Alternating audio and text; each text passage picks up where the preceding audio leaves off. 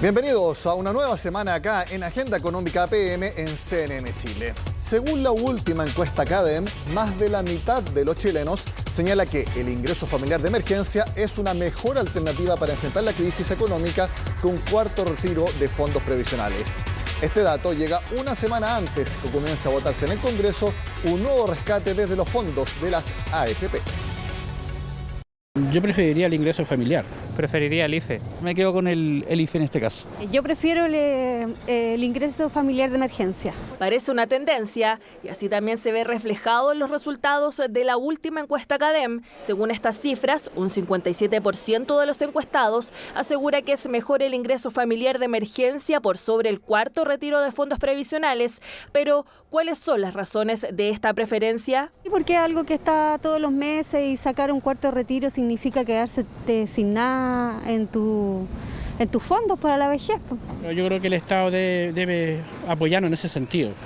La ayuda se dan del Estado, tiene que ser así en este caso. Una preferencia que también se ha visto reflejada en el Congreso, donde tras la extensión del IFE hasta fin de año, bajó el apoyo que había hacia el cuarto retiro, una situación que genera dudas sobre su futuro. Y la pregunta es, ¿estarán las firmas necesarias para aprobarlo? Es difícil adelantar si van a estar o no los votos, sin embargo creo que va a ir aumentando la presión una vez que llegue septiembre, porque es un mes de alto gasto para las familias chilenas y el IFE quedó en un 50% con la negativa del gobierno de poder aumentarlo. La UEF y los combustibles suben y que esto va a seguir perjudicando a los más pobres si seguimos parchando la desigualdad, sacando plata de los propios ahorros previsionales. Esa medida es regresiva y lo hemos dicho desde el primer minuto. Ahora bien, como Frente Amplio estamos abiertos a aprobar el cuarto retiro y a encontrar el mejor mecanismo para que sea lo menos regresivo posible. Sin embargo, no todos en el Congreso están tan convencidos como en la oposición. Cualquier comparación que hagamos entre el IFE y el cuarto retiro termina ganando el IFE. El IFE llega a más del triple de personas. El IFE llega con más dinero, solamente quedan 6 millones de chilenos con plata en sus fondos previsionales y más de 1 millón de ellos puede sacar 100.000 pesos o menos. Hoy en día no están las condiciones para aprobar el cuarto retiro, pero sí, seguiré impulsando mi proyecto del 100% de los retiros, porque no permitiremos que sus ahorros de capitalización individual sean nacionalizados, sean pasados a un ente público para hacer política. Opiniones divididas y ahora los ojos están puestos en el próximo 1 de septiembre, para cuando está fijada la votación del proyecto en la Comisión de Constitución de la Cámara de Diputados. Seguimos en política porque la candidata presidencial de Unidad Constituyente, Yasna Proboste, estuvo este domingo en Tolerancia Cero luego de su triunfo el fin de semana. Al ser consultada por su postura frente a un eventual nuevo retiro de los fondos previsionales, sostuvo que el ingreso familiar de emergencia es una mejor alternativa. Todos nosotros hemos planteado que el ingreso familiar de emergencia es claramente una mejor alternativa. Es la forma en cómo el Estado apoya a las familias que enfrentan dificultades y no incentivando que frente a una dificultad las familias tengan que recurrir a sus propios ahorros, en este caso sus ahorros previsionales. La dificultad, Daniel, es que hasta este momento que estamos conversando no conocemos cuáles son los alcances verdaderos del ingreso familiar de emergencia, de la extensión que ha prometido el gobierno. Porque además entre los anuncios y definitivamente lo que se hace, particularmente en este gobierno, hay mucha distancia. Mucha atención a lo siguiente. En el mismo programa, Proboste intentó explicar por qué cree que los fondos de pensiones deben ser invertidos localmente en empresas cuya rentabilidad sea garantizada por decreto, por ley. Damos parte de la explicación que le dio a la pregunta de Daniel Matamala. Bueno, mire, creo que es bien importante porque lo que para nosotros es muy necesario es que hoy día no solo se garantice, sino que podamos hacer un esfuerzo para que la rentabilidad del ahorro de los trabajadores se exprese en mejores pensiones. Ese es nuestro propósito. Y por lo tanto, en nuestro país hay instituciones que tienen rentabilidades que están garantizadas por ley. En el caso de la sanitaria, ¿perdón? ¿A qué se refiere? En el caso de las sanitarias, tienen garantizadas por ley rentabilidad. ¿Y entonces usted dice que habría que comprar acciones en las sanitarias para las pensiones? O sea, una parte. Yo creo que uno no puede colocar todos los huevos en una sola canasta. Pero senadora, la rentabilidad que tienen aseguradas, por ejemplo, las sanitarias es una rentabilidad sobre el capital, no la rentabilidad de las acciones. No tiene nada que ver una cosa con la otra. Bueno, pero a nosotros nos parece que hoy día, tal como existen ahorros de previsionales de pensionados extranjeros en esta sanitaria, puede ser una buena alternativa. Lo que nosotros hemos señalado es que tenemos que ser capaces de mirar este modelo que en nuestra opinión es un modelo que fracasó en el caso de la administradora de fondos de pensiones, y tenemos que ser capaces de garantizar en que las inversiones, que los ahorros de los trabajadores se coloquen en inversiones que efectivamente permitan una mayor rentabilidad para sus... Es que la pregunta es cómo, porque cuando usted dice, por ejemplo, rentabilidad asegurada por las sanitarias, si se hubieran invertido, por ejemplo, que hay inversiones efectivamente, pero si toda la plata estuviera, por ejemplo, en Aguas Andinas en 3 días después de las elecciones de mayo perdió el 26% de sus acciones. O sea, son acciones que están sometidas igual a una enorme volatilidad, no tiene que ver con que la rentabilidad de su capital esté asegurado. Entonces no entiendo muy bien a qué se refiere cuando habla de esa rentabilidad asegurada. Bueno, porque igual las acciones no tienen rentabilidad asegurada, ninguna. De todas maneras, Daniel, creo que su pregunta nos permite reforzar un tema que ha sido parte también de este debate. Responde primero a qué se refiere con la rentabilidad asegurada. Y que tiene que ver con la nacionalización, y cuando algunos dicen... Pero me puede responder primero a qué se refiere con la rentabilidad asegurada, porque en la necesidad que los ahorros de los trabajadores y trabajadoras puedan estar disponibles en distintas inversiones que aseguren una mayor rentabilidad para los ahorros de los trabajadores y trabajadoras. Creo que ese es un propósito muy importante. Pero que la la mayor rentabilidad a largo plazo se consigue precisamente con inversiones que tienen mayores alzas y bajas. Pero mire, lo que nosotros esperamos es que en nuestro país efectivamente podamos garantizar un sistema de seguridad social que hoy día no existe, es que nosotros podamos tener una mayor diversidad de fuentes en donde se colocan los ahorros de los trabajadores, tanto en nuestro país como en el extranjero.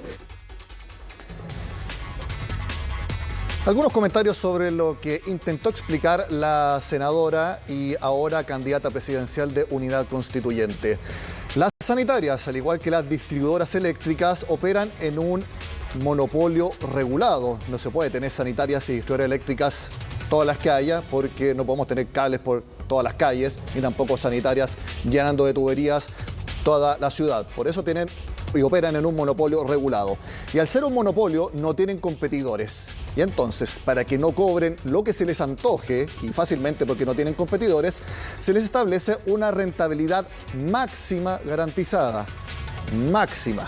Ellos operan dentro de un margen que pueden tener de rentabilidad, y tal como lo decía Daniel Matamala, sobre el capital, sobre las inversiones que se hacen, para que así haga las inversiones necesarias para dar un servicio y así tener rentabilidad sobre esas inversiones. Pero vuelvo a reiterarlo, máxima.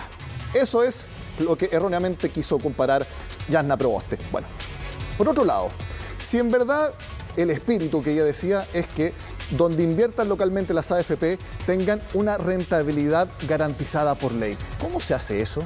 ¿Cómo se puede garantizar algo por ley totalmente? Porque las acciones y los bonos tienen precios y los precios los asigna el mercado. Y lo hacen a través de muchos factores: desempeño de la empresa, momento político, leyes que puedan salir y que se estén discutiendo. En definitiva, son muchos los factores que es prácticamente imposible que se puedan controlar o garantizar por ley. Por ejemplo, si una empresa que invierte en las AFP tiene un mal año, ¿qué es lo que va a hacer el Estado para garantizar que igualmente los precios de las acciones y los bonos suban aunque haya tenido un pésimo desempeño esa empresa? ¿Lo va a subsidiar? ¿Lo va a ayudar? ¿Le va a hacer una ley a su medida para que tengan garantizada su rentabilidad por ley? Ahí ya se pone bien complicado todo. Y pasamos al último punto. Jasna Proboste dijo esto: garantizar por ley la rentabilidad de una inversión local, porque suena bonito y atrae votos. ¿Por eso lo dijo? ¿Sabía exactamente lo que estaba diciendo? Al menos en la explicación que dio en Tolerancia Cero se vio muy confundida y más o menos queriendo salir jugando en la explicación. Así que parece que no estaba entendiendo muy bien a lo que se refería. Ya, digamos que la senadora no comprende muy bien cómo funciona el sistema y no entendió mucho la promesa que hizo. Ok, pero digamos que quizás sí lo entendía y sabía que lo que estaba diciendo es difícil de poder realmente cumplir. ¿Estaba prometiendo algo que después no se cumpliría? ¿Estaba prometiendo algo que ella sabía que era falso? Entonces tenemos dos opciones. O por un lado, la senadora no entiende del tema que estaba diciendo, o por el otro lado, sí lo entiende, pero lo dijo igual. No sé cuál de las dos opciones es más mala, y sobre todo pensando que ella es una candidata presidencial y presidenta del Senado. Bueno, pasamos a otro tema y les cuento que el cobre sigue repuntando y durante este lunes escaló más de 3,5%. El fuerte impulso que tuvo esta jornada ubicó al valor del metal rojo en $4.19 la libra, precio que supera el de la semana pasada cuando bajó de los $4. De hecho, este repunte se debería justamente a la mayor compra ante la disminución de su valor en la semana del 16 de agosto, cuando los datos de producción de China sorprendieron a la baja. Ahora el mercado en general está a la espera de lo que pasará en la reunión en Jackson Hole, Estados Unidos, donde los presidentes de las distintas reservas federales de ese país evaluarán el calendario de retirada de estímulos por parte del Banco Central estadounidense. En las últimas semanas el precio del cobre había estado bajo presión, con caídas bien importantes, debido a dos factores. El primero, los débiles datos de China, macroeconómicos, que se han conocido en el último tiempo. Y el segundo, que es muy importante, es el incremento de casos de coronavirus a nivel mundial por culpa de la variante Delta. Al tener 0 casos en China, obviamente se genera un alivio, ya que China es el principal consumidor de metales y de commodities a nivel mundial. Y también se libera presión porque en el último tiempo estaba cerrando algunos puertos. Pero hay que estar muy atentos, porque si los datos de China siguen decepcionando, el precio del cobre irá a estar mostrando un movimiento quizás más escaso, pero manteniéndose cerca de los $4 la libra. Debido a esta fuerte alza del cobre, el dólar terminó a la baja en el mercado local. Exactamente, el tipo de cambio cerró en 783 pesos. Esto es 2 pesos menos que el cierre del viernes. De todas maneras, durante el día el dólar tuvo puntas de casi 785 y como les decía, entonces volvió a caer. De la misma manera, les cuento que la bolsa de Santiago, el IPSA, un día después de las elecciones, subió 1,07%, aunque de todas maneras en el mercado no asimilan o no dicen que realmente la variación del IPSA haya sido exactamente por las elecciones, ya que, como sabemos, todavía hay muchas definiciones, no solamente presidenciales, hay candidatos todavía inscribiéndose o eventualmente inscribiéndose, sino que también en las listas parlamentarias. Por lo tanto, más claro vamos a tener cómo recibe el mercado el escenario político este martes, cuando esas dudas se hayan zanjado. Cambiamos de tema y les cuento que pese a la pandemia, entre abril del año pasado y junio de este año se han creado 99.447 empresas. En los datos recogidos por Equifax, el sector del comercio es el que predomina con 36% de creaciones, seguido por transporte y almacenamiento con casi 10% del total. Ahora, respecto al tamaño de las firmas, casi todas, 99,9% se declaró como microempresa, es decir, facturando menos de 2.400 UF al año. Según la información recopilada, la mitad está en la región metropolitana, concentrado en Santiago, Providencia y Las Condes. Y después de la capital, las regiones donde más se crearon empresas fueron Valparaíso, Biobío, mientras que donde menos sociedades anónimas nuevas hubo fue Arica y Parinacota junto a Aysén. Los arriendos siguen repuntando. Solamente en el Gran Santiago ya hay un 95% de ocupación. Según el análisis de toktok.com, durante junio se registró la cifra más alta de los últimos 10 trimestres, esto es 2 años y medio. En el caso de los departamentos, la ocupación es de 97,6%, mientras que la de las casas es aún mayor, 99,6% de ocupación. De acuerdo al reporte, esto mostraría una estabilidad en el mercado, pese a que en el caso de los departamentos, estos aún no llegan a niveles previos al estallido social. Respecto a la oferta, las comunas que concentran más de la mitad de los departamentos son Santiago, Las Condes y Providencia, mientras que en el segmento de las casas, estas se focalizan en Lo Barnechea, Las Condes y Vitacura. Hacemos la pausa y al regreso en la agenda económica les contamos de la primera producción de una molécula de hidrógeno verde. Ya volvemos.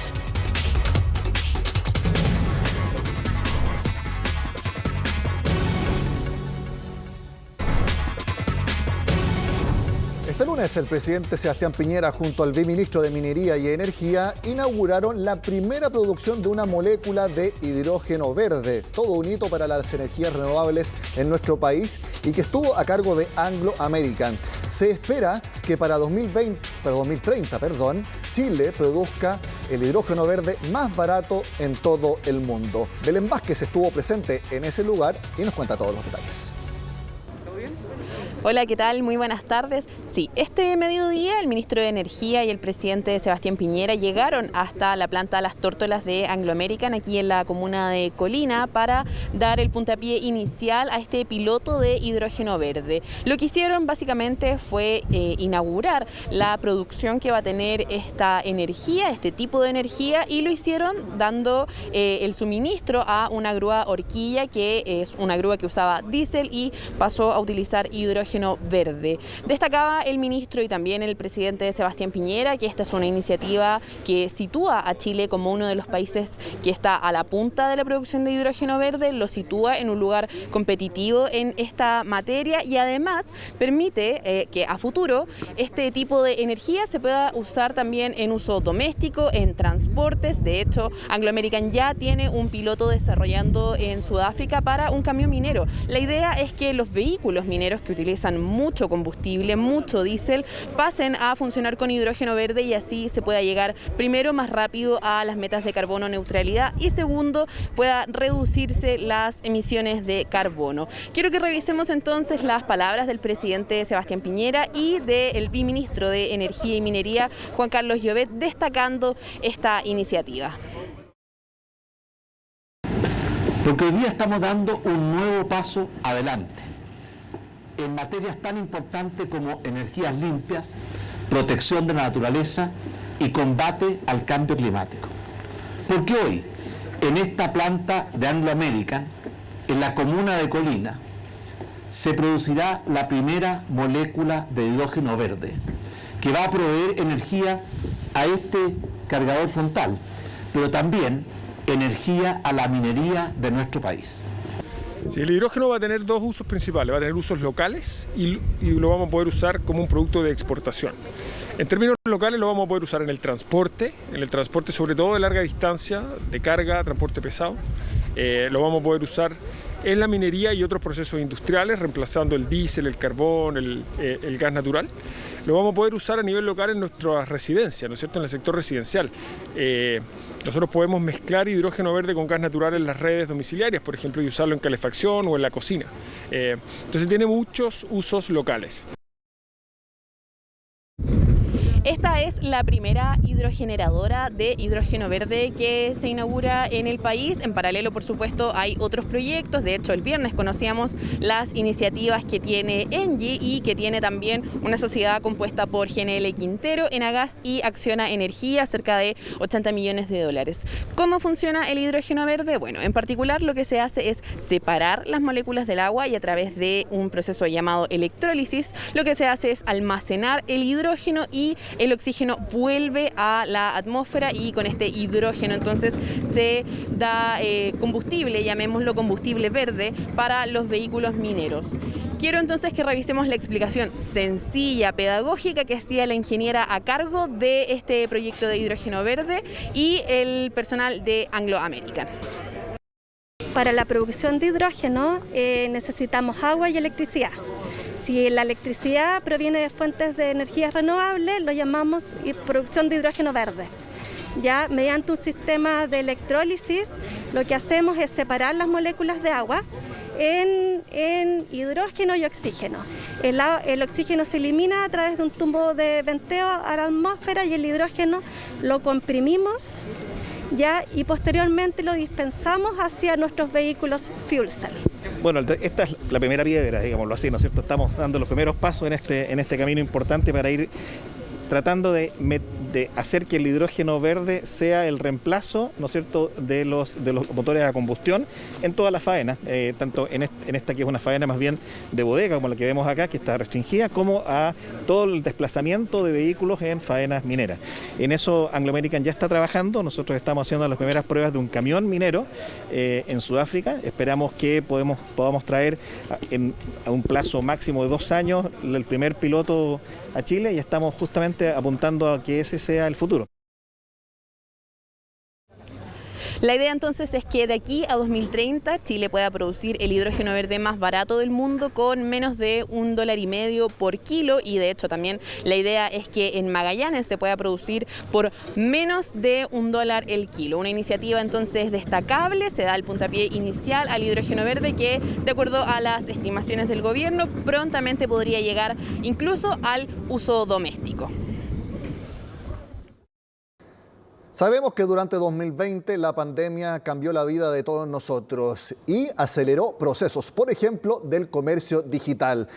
Todo lo que tiene que ver con el comercio electrónico cambió, se mejoró, se hizo más exigente también para las empresas y también para nosotros, los consumidores, que hemos tenido que adaptarnos y saber aprovechar bien los beneficios y, por supuesto, también hay contras que hemos tenido que lidiar. Bueno, el E-Commerce Institute está haciendo una serie de documentales respecto a cómo estos cambios se han dado en distintos países. Ya se hizo un capítulo especial para México y esta vez el turno es de nuestro país, una docuserie que para el capítulo chileno se estrena esta semana. Bueno, acá en Agenda Económica en CNN Chile tenemos parte en exclusiva del tráiler de este capítulo enfocado solamente en nuestro país.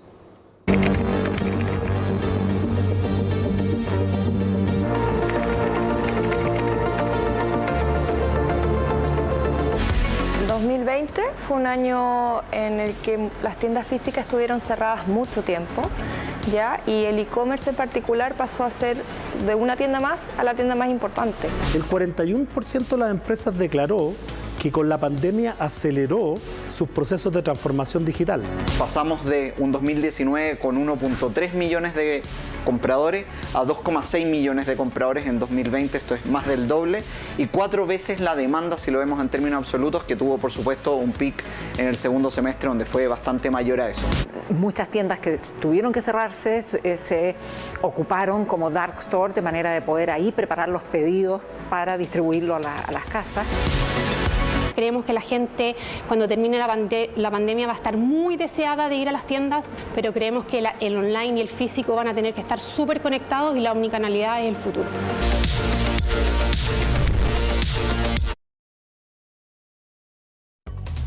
Esto es un documental hecho por el E-Commerce Institute que será estrenado este martes en una actividad junto a la Cámara de Comercio de Santiago. Con este adelanto entonces terminamos la agenda económica de este lunes. Sigan con nosotros acá en CNN Chile.